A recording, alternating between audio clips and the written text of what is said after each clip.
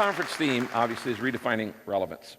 So talk to me about, in your career, you've done a lot of different things. How do you redefine relevance in your own life? So I think a lot of us actually spend a good chunk of our lives wrestling with the question of how do I remain my own weird self while living in this world.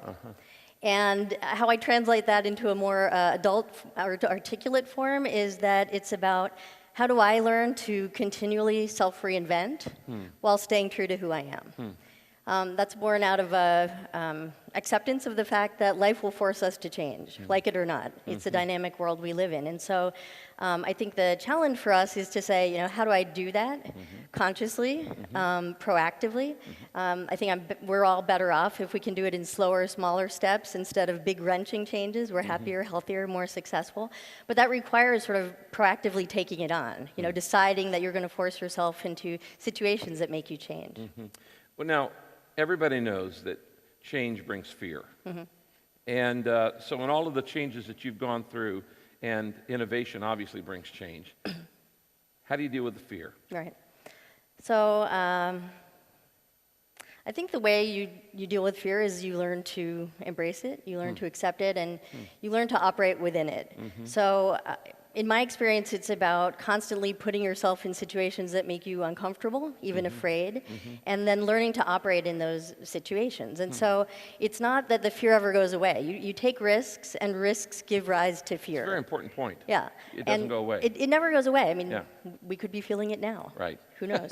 But you know, you learn to function within your fear. You learn to sort of press through it and work within it. And then when you can do that, you learn to be free. You know, you're free of the bounds of the fear, and then the more risks you take on, the more different fears you experience. Whether it's on a motorcycle, it's a physical fear. If you're running a business, it's fear of the unknown. But you experience more kinds of fear, and then you're comfortable within them. And then, you know, the other thing that's really important to me as a leader is you learn to recognize fear in others, and you can help them learn to channel it, and then you can unleash them. That's an important phrase. I heard you use that backstage. You said, channel your fear. I've never heard anybody talk about that. So talk about channeling your fear. Again, I think it's, you know, fear can debilitate you, fear can paralyze you, or fear can motivate you and spur you to action. And so how do you learn to get out of the paralysis? I have a motorcycle analogy there. Oh, big surprise. Yeah, I know. Let's 15 years, what are you going to do? Okay. So any motorcycle riders here? A few, All right. So every motorcycle rider knows that you can't turn your bike unless you lean. You got to lean into it. And the faster you're going, the further you have to lean, and especially at first, that's a really uncomfortable feeling. So with change or with innovation, it's the same thing. If you want to change direction, you got to lean. That's a good And point. so the challenge is to say, you know, how can I, when I experience the inevitable fear, because it's not going away, it's coming, when the fear rises up, how do I lean into it? Now, let me push that analogy a little bit further. If you're driving that motorcycle down the freeway, the faster you go and the more people you've got following you, the sooner you have to signal to them. Indeed. When you're making a move. Because if you're only driving by yourself, you don't have to signal anybody. Right. So, well, it's up to the cars, because they might hit you. Exactly, to the cars. So, you know, we've all heard life is a journey. It's not about the destination. What's this journey brought to you? So I'll go back to the continuous self-reinvention idea, and what's important to me there is I think there are two fundamentals. So to do that effectively, to reinvent yourself so that you remain relevant in the world without losing sight of who you are at your core, you have to get really clear on what matters to you most deeply.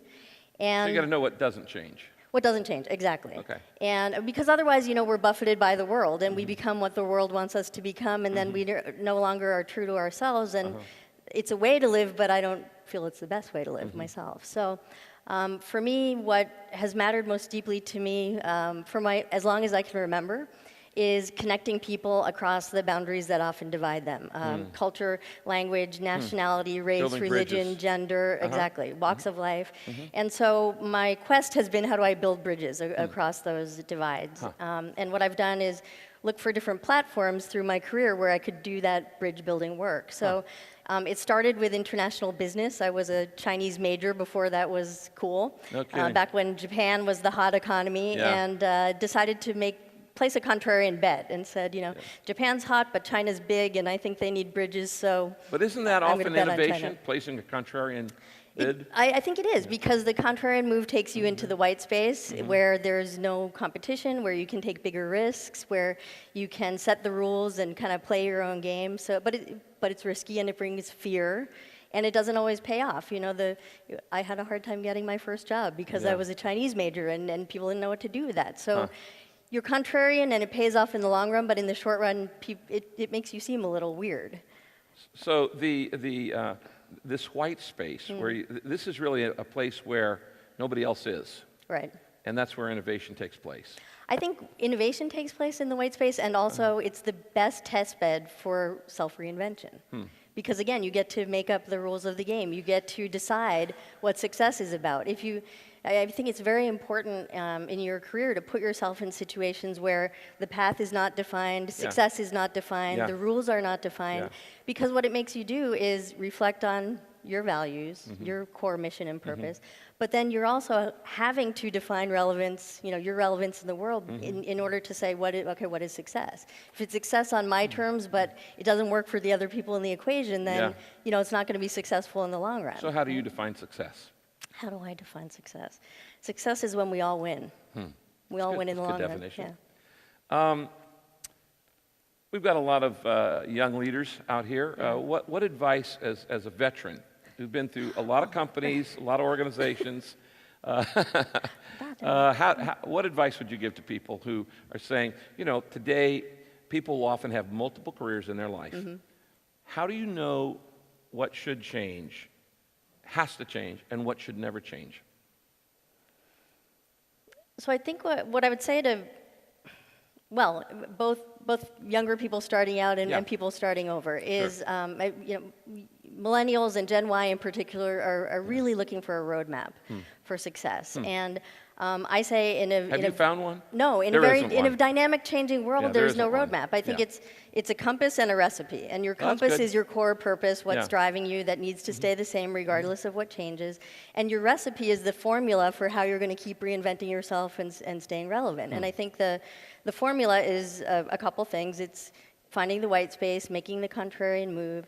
It's knowing when it's worth taking the hard path. Sometimes you have faith that something is right and needs to be done, and it'll be hard. You'll get personal attacks, you'll get naysayers, you'll be undermined, but you need to have the perseverance to know when to be tenacious and stay with something.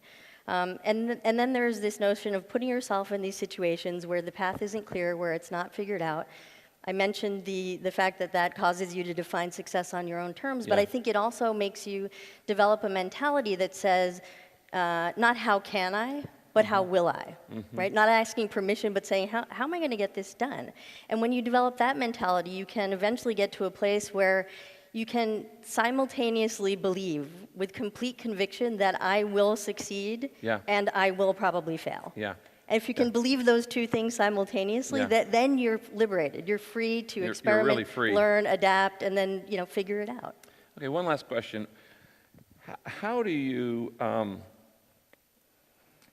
how do you move from one success to the next when there are a lot of people who disapprove of that? How do you deal with that fear of disapproval? You talked about that earlier.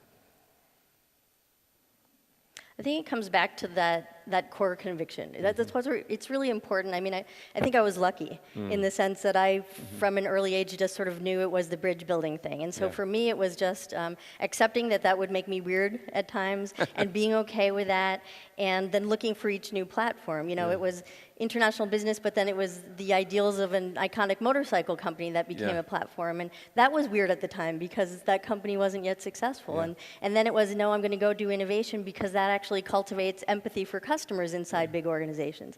And no one really understood those plays, but I knew what I wanted to accomplish. So I had that courage of conviction, let's say, but also having experienced a lot of fear, the freedom to know how to operate within it.